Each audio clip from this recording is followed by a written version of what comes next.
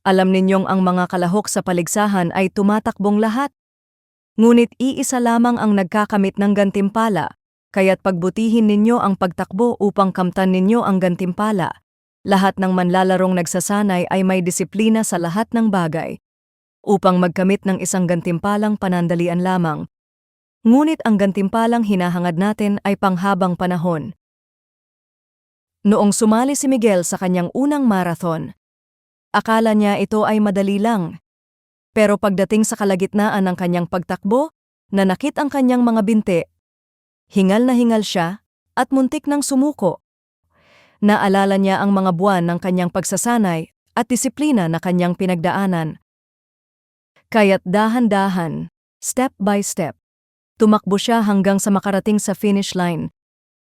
Ang medalya ay hindi lang premyo kundi patunay iyon ng kanyang pagtitiis. Ganyan din ang buhay Kristiyano.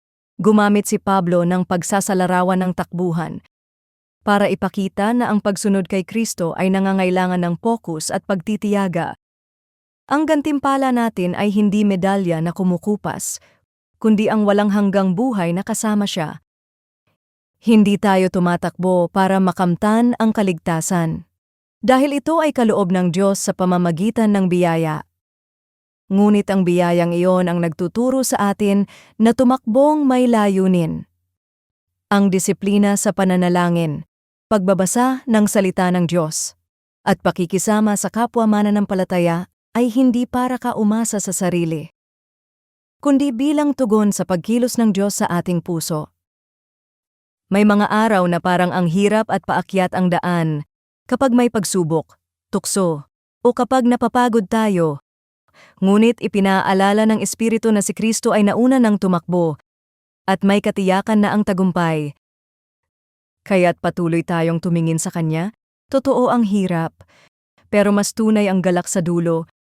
Kapag parang mabigat at nakakapagod ang buhay Kristiyano, ano ang nagbibigay sa iyo ng lakas para magpatuloy sa pananampalataya?